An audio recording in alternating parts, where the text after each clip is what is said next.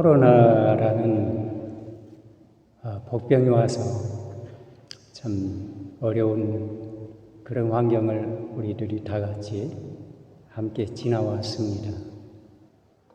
내 친한 친구 한 분은 이 코로나의 희생자가 되었어요.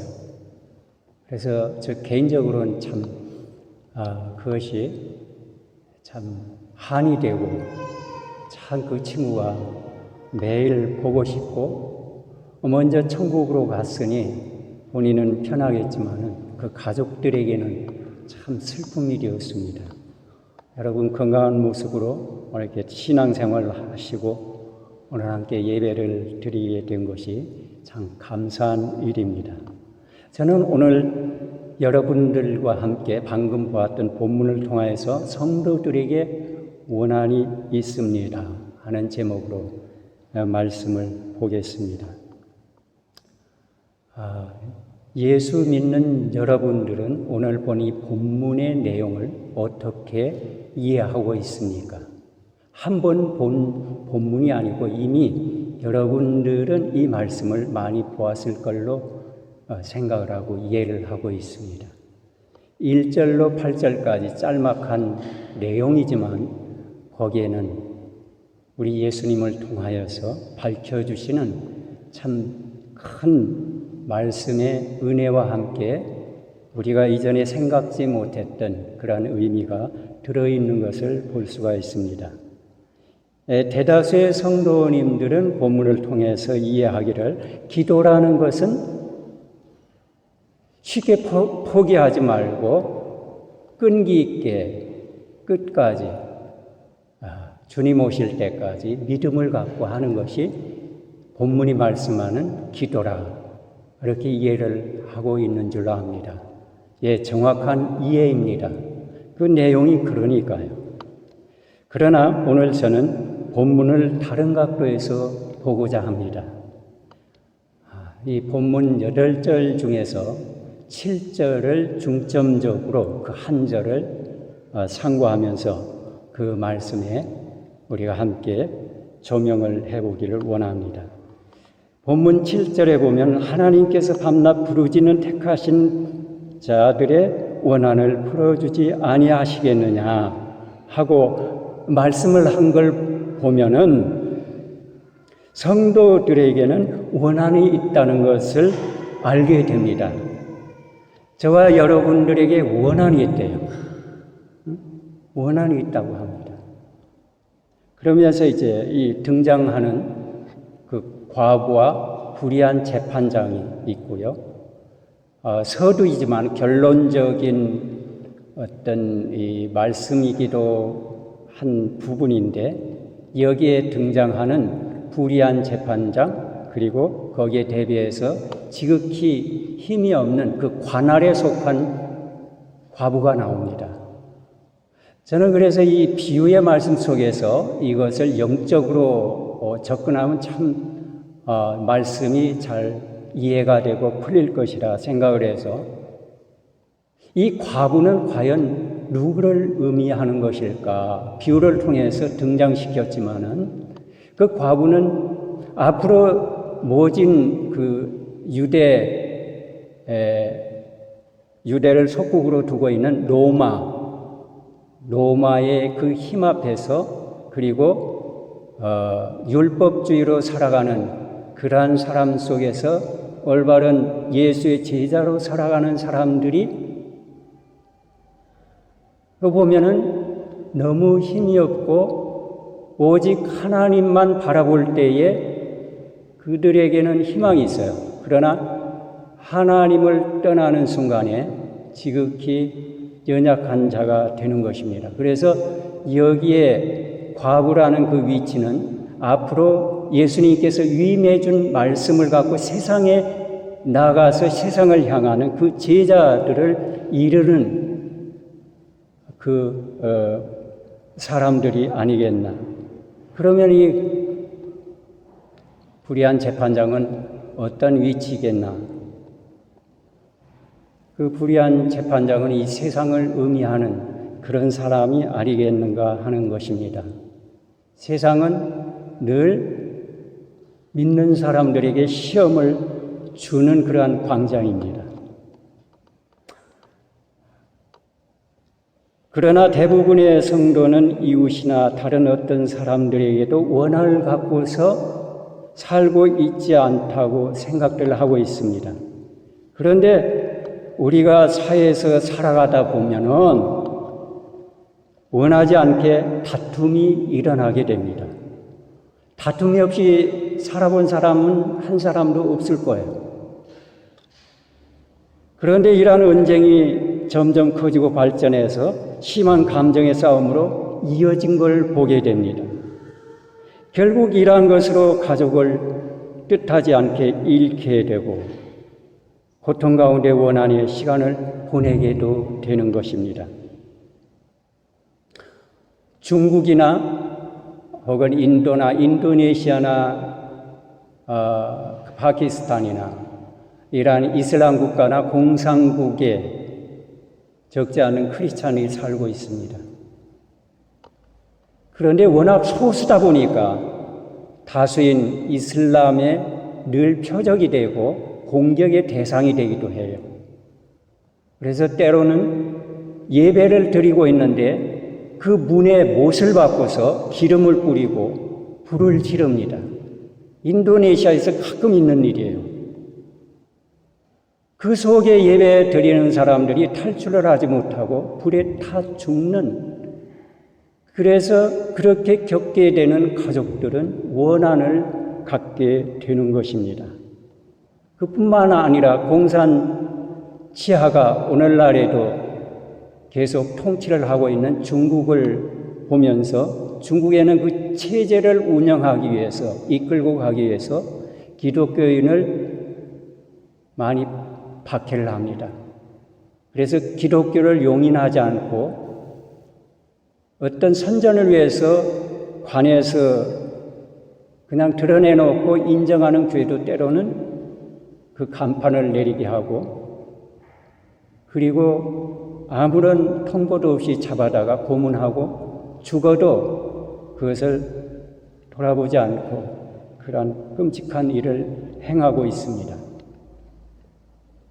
그런데 이렇게 교회를 핍박하고 교회가 불타고 가족들이 죽임을 당해서 그 이슬람이나 공산 그 체제를 가해한 자들에 대한 그것을 돌아보는 피해를 본 사람들에게는 그것이 원한이 되고 그것이 맺혀서 가족들의 오고 오는 어떤 가족사가 되는 것입니다.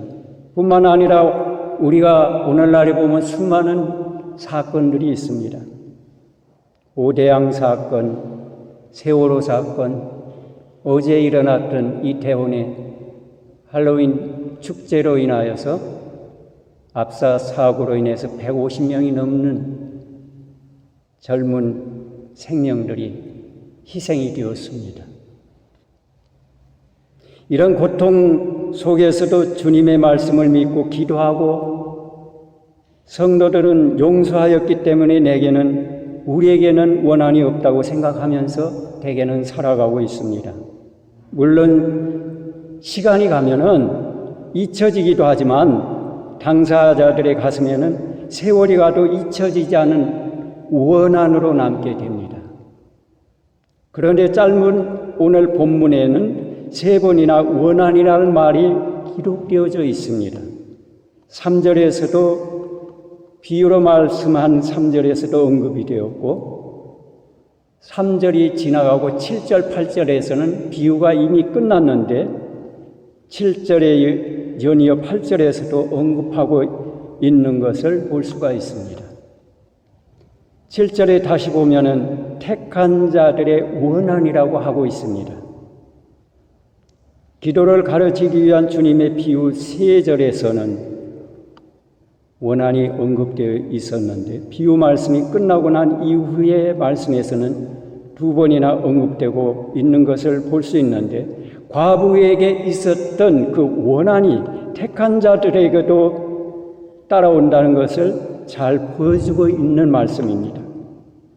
그러나 본문에 나타난 그 원인의 구체적인 내용은 기록이 되어 있지 않아서 우리가 잘 알 수는 없습니다.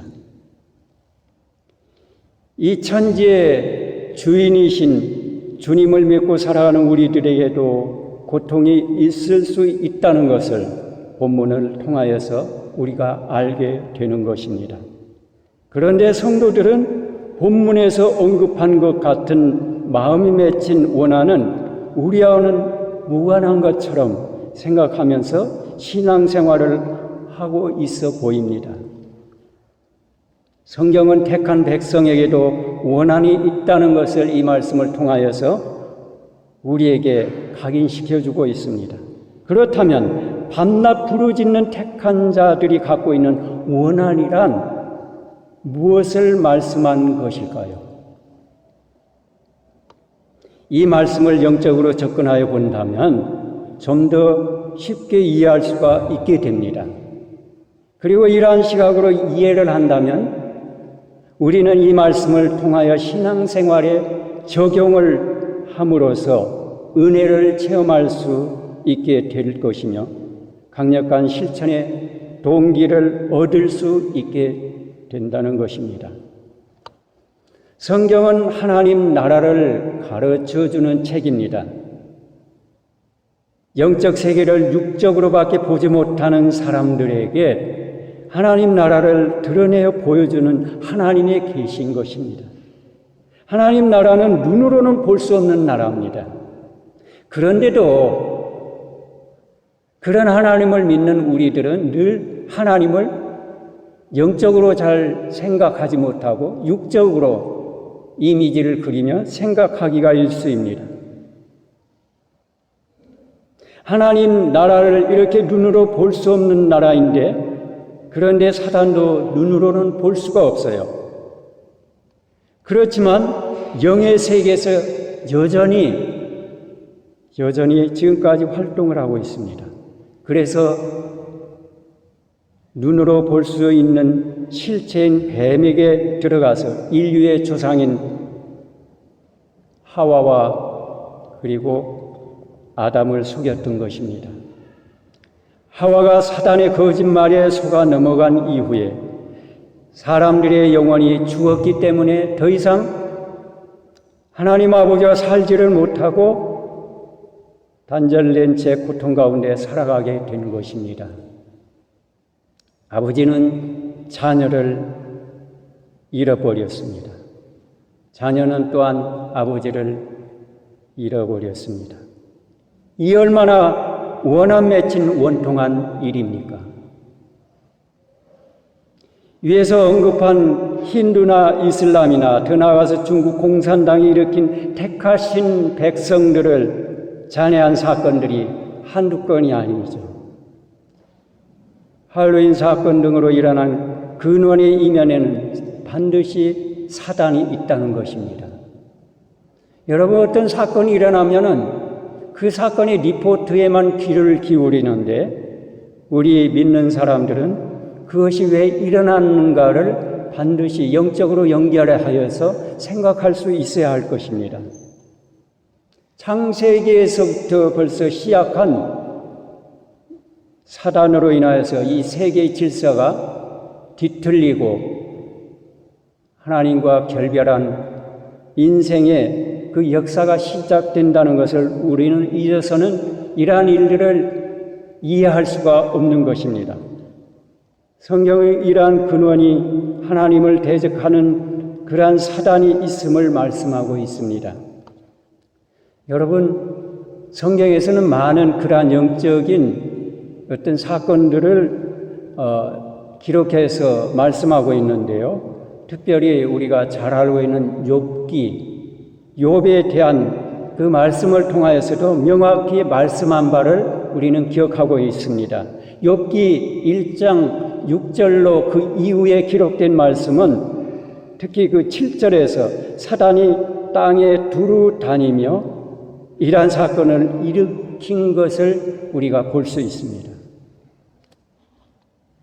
여러분, 욥기를 보면 막 숨가쁘게 사건이 전개가 되지 않습니까? 하루는 밭을 가고 있는데 하면서 사단이 대적하는 내용이 나옵니다. 하나님을 잃은 자녀들은 하나님이 누구인지도 모르고 이러한 고난과 고통 속에서 이후에 살아가고 있습니다. 자식을 신천지에 속아서 잃어버리고 그 자식의 학교도 팽개치고 부모도 떠나 가출하였습니다. 신천지에게 빼앗겨서 원한이 된 아버지가 있습니다. 그는 자기의 개인적인 직장도 그만두고 과천 신천지 장막 성전 앞에 나가서 피켓을 들고 내 딸을 내놓으라, 내 가족을 내보내라. 매일 그 자리에 나가서 힘없는 과부처럼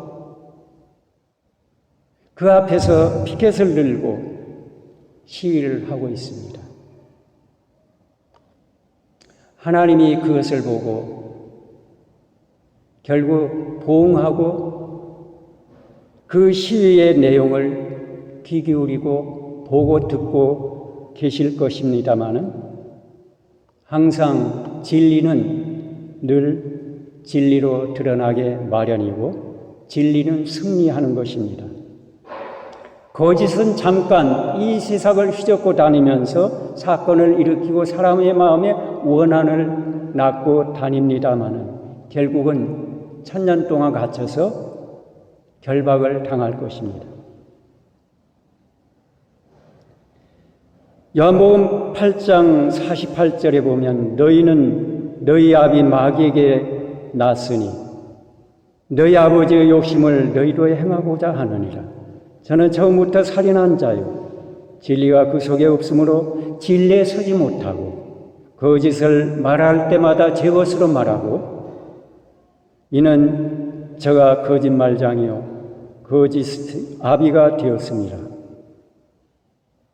예수님께서 그 사단의 속석을 잘 우리들에게 밝혀주고 있습니다.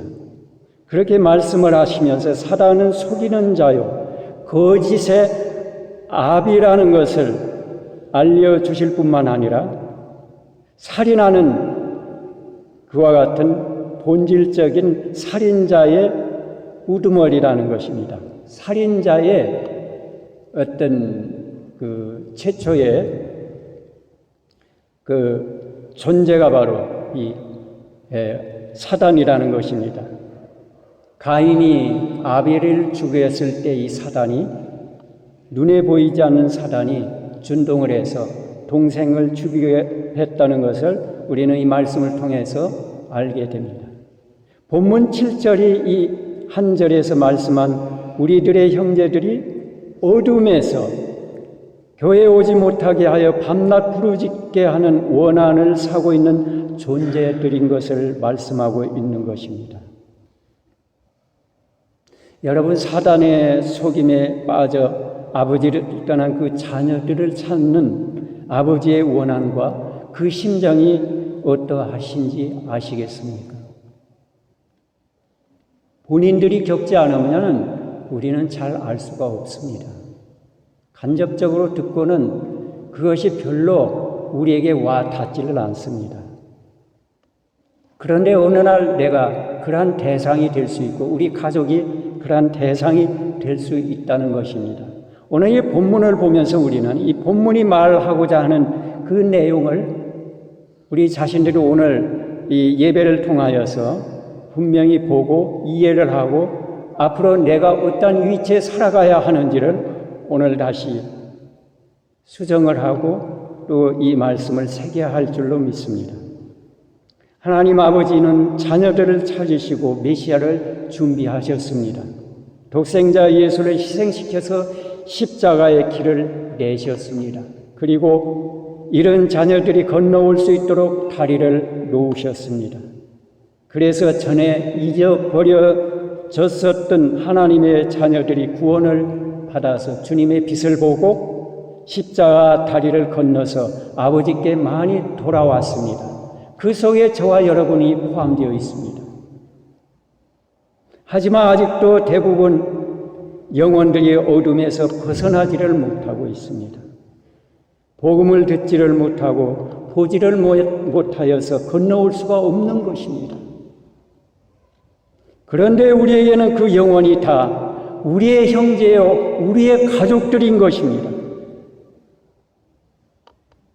그러므로 성도들인 우리들은 어둠에서 벗어나지 못하게 회방을 하는 세력들이 우리의 원수들인 것입니다. 먼저 구원받은 우리 모두는 돌아오지를 못하고 돌아오지 못하게 하는 이 원수 마귀들 대적하며 기도하고 적극적으로 그 형제들에게 복음을 알려야 하는 것입니다. 우리는 매일 구원받아야 할 형제들을 돈과 온갖 향락으로 막고 있는 우리의 원수인 사단에 대한 원한으로 밤낮 부르짖고 있는 자들인 것을 우리들은 분명히 깨달아야 합니다. 그래서 성도들은 전도지를 만들어서 전도를 하거나 피켓을 만들거나 각종 전도의 방법을 통해서 복음을 전하면서 사람들을 주님께로 데려가야 하는 것입니다. 사람들이 복음을 듣고 사망에서 생명으로 옮겨져야 하는 것입니다. 그러나 복음은 성도들이 가지 않거나 보내지 않고서는 전해줄 수가 없다고 말씀하고 있습니다. 세상에서 사라져가고 있는 사람들이 구원을 받지 못한 내 형제들인데 구원을 받지 못한 채 방치되어 있어서 성도인 우리들에게 원한이 된 것임을 기억해야 할 것입니다. 여러분, 그런데도 말씀이에요. 이 말씀이 가슴에 잘 와 닿지를 않습니다. 왜 그럴까요?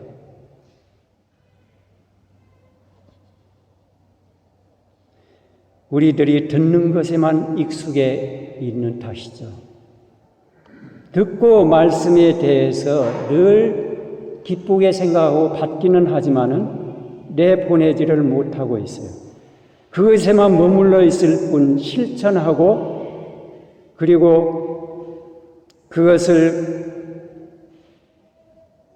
잘 행동으로 옮겨지지가 않기 때문에 이 복음이 더디고 밖에서 머물러 있는 사람들이 우리 안에 들어온 것이 더딘 것입니다. 그래서 야고보서 2장 26절에 영원히 없는 몸이 죽은 것 같이 행함이 없는 믿음은 죽은 것이라고 말씀한 것입니다.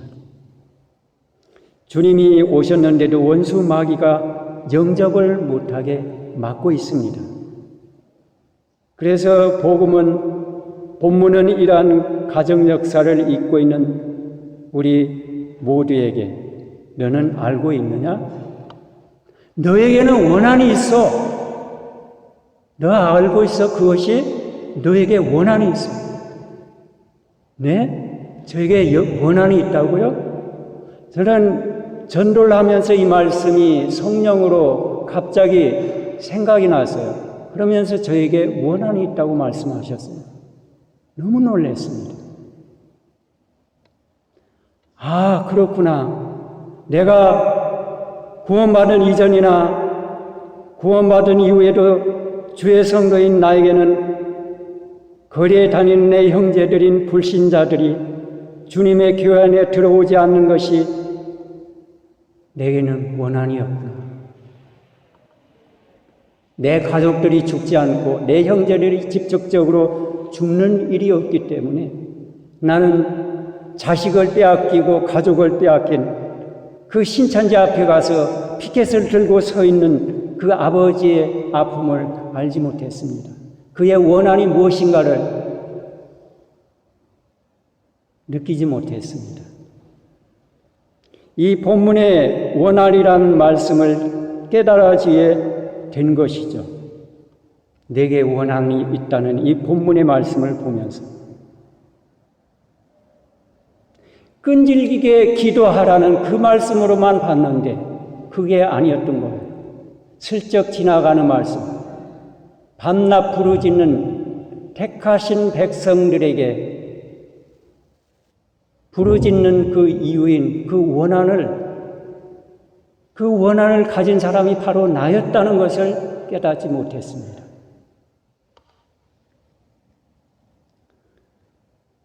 그 원한은 내 조상들 때부터 발생되어 있었다는 것을 성경이 증거하고 있습니다.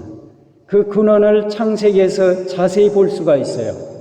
본문에는 묻혀져 있는 이러한 내용을 거리에서 깨닫게 된 것입니다. 여러분도 이 말씀을 깊이 있게 깨달아서 여러분에게 원한이 있다는 주의 음성으로 여러분이 은혜 받고 들으시기를 바랍니다. 그런데 지금은 아버지께서 그의 아들로 해결의 길을 열어놓으셨습니다. 그렇지만 여전히 유리하고 방황하는 그 영혼들이 우리 주위에 무수히 많이 있기 때문에 본문에 소개된 과부가 한 것처럼 교회에서 골방에서 내 원한을 풀어주세요. 내 원한을 풀어주소서. 낙심 말고 내 생명이 다하는 날까지 기도해야 할 것입니다. 기도의 방향이 바뀌고 기도의 구체적인 것이 내 삶에 찾아와야 할 것입니다. 구할뿐만 아니라 그 믿음은 흩어져서 전파하는 데까지 나가야 한다는 것입니다. 성도들 한 사람 한 사람이 이 예수께서 속량하신 복음을 공중 권세자들에게 억압을 받고 어둠에 처해 있는 그 사람들을 향하여서 이 어둠을 물리치고 멍에 아래 있는 영혼들에게 알려야 하는 것입니다. 예수께서 속죄를 하신 그 속량을 하신 소식을 알려서 나올 수 있도록 백방으로 나서야 하는 것입니다. 이보다 더 시급한 성도에게 있어서 할 일이 또 있겠습니까? 우리들이 장소와 시간을 초월하여 밤낮 기도하였다면 예수와 그리스도라고 전파하는 전도의 믿음을 행함으로 보여야 할 것입니다. 오늘날 교회의 예배는 아주 선명합니다. 그런데 사도행전은 아주 희미합니다. 예배는 무엇이고 사도행전은 무엇입니까?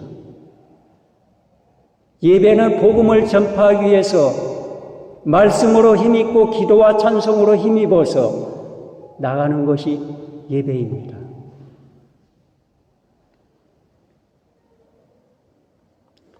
오늘 교회에 이와 같이 예배는 잘 정착되어 있는데 말씀을 듣고 세상으로 퍼지는 것은 여전히 되지 않고 있습니다. 그래서 사무엘상 15장 21절에 보면 순종이 제사보다 낫고 듣는 것이 수양의 기름보다 나으니라고 하고 말씀한 것을 볼 수 있습니다. 하나님은 영이시기 때문에 어떤 물질적인 것이나 기름으로 기뻐하시지 않습니다. 하나님이 기뻐하신 것은 이 중심이에요. 중심으로 하나님을 믿고 그 말씀을 실천하는 사람, 그 사람을 하나님이 기뻐하시는 거예요. 수양의 기름을 기뻐하시지 않아요. 그러므로 여러분 예배를 드린다고 해서 하나님이 기뻐하실 거라 그렇게 생각해서는 안 됩니다. 예배를 통해서 힘을 얻었으면 반드시 나가셔야 하는 거예요. 그 말씀이 살아있게 여러분 걸음으로 옮겨야 되는 거예요. 늘 듣고만 교회에 갇혀 있어요. 여러분이 교회에 갇혀 있다는 말씀이에요. 그렇기 때문에 하나님은 수양의 기름을 기뻐하시지 않는 것입니다. 저와 여러분이 이 교회에 갇혀 있기 때문에 하나님이 그 말씀이 살아있지만은 그 말씀이 그냥 갇혀 있는 것입니다. 여러분, 순종은 말씀입니다. 순종이 제사보다 낫다고 말씀을 하셨는데 순종은 귀로 하는 것이 아닙니다. 순종은 입으로 하는 것이 아니잖아요. 순종은 그 중심이 변화해서 생기는 것입니다. 순종은 행동으로 드러나는 것입니다. 순종을 하면 우리의 생각이 바뀌어요. 그리고 순종을 하면은 우리의 중심이 순종에 따른 행동으로 나타나고 변화되는 것입니다. 여러분, 누가 전도하기 좋아하겠어요? 순종을 하고 싶어서 하나님 사랑합니다. 저는 하루에도 제 자신을 깨뜨리기 위해서 주님 앞에 주님 사랑합니다를 많이 고백합니다. 사랑하는 자가 해야 될 일이 있기 때문에. 말씀은 우리들에게 와서 많은 지식이 우리들에게 쌓여 있습니다. 이제 그 다음 스텝을 밟아야 되는 거예요. 그런데 우리 모두에게 다음 스텝이 너무나 희미한 거예요. 첫 스텝만 늘 밟고 있어요. 예수님은 제자들을 가르쳤고 그 다음에는 내보냈습니다. 예수님이 이 땅에 오신 목적을 그렇게 해서 다 성취를 하신 것이죠. 십자가에 못 박히시고 제자들을 못 박히시기 이전에 가르치고 나갈 수 있는 그런 말씀을 주셨어요. 초대 교회가 교회야만 머물러 있었기 때문에 교회 안에만 갇혀 있기 때문에 하나님은 환난을 통해서 온 세상의 유대인들을 해쳤습니다. 교회 주변에도 우리 교회 안에 없는 이들을 생각해 보면 참으로 원통하고 애통한 마음으로 밤낮 하나님께 부르짖어 기도해야 할 것을 우리 자신들이 살펴보게 됩니다.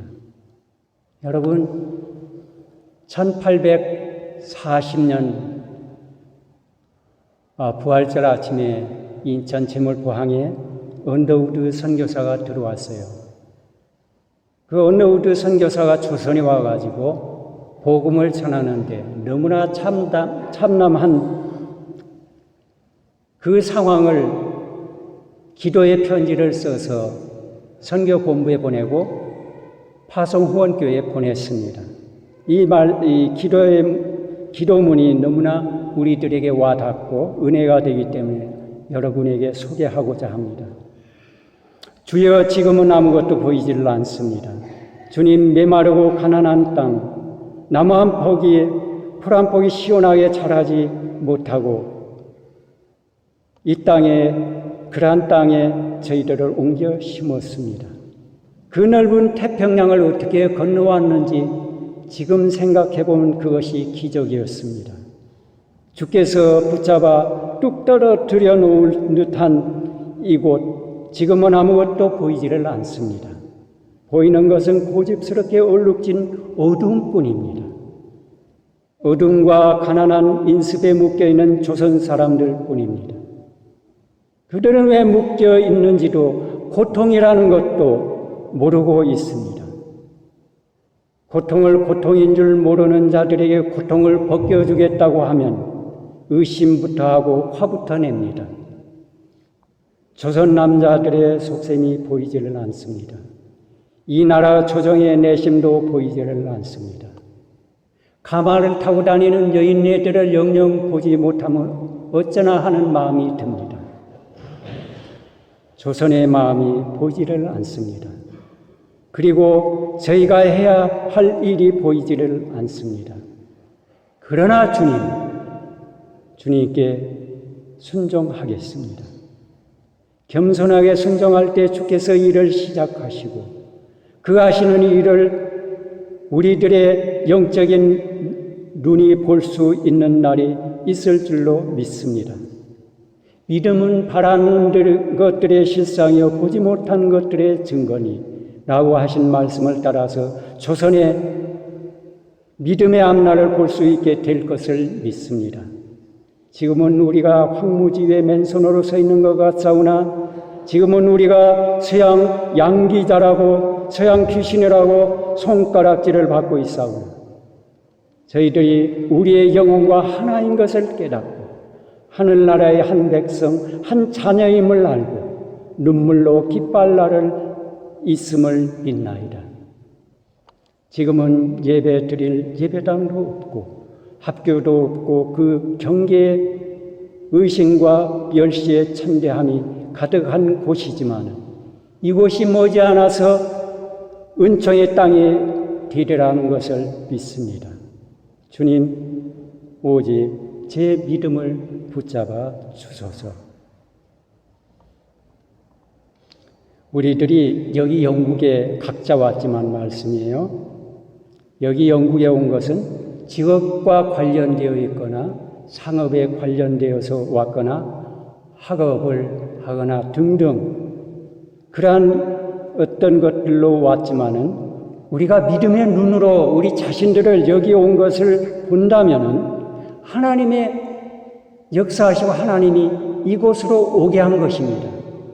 여러분 그것이 믿어집니까?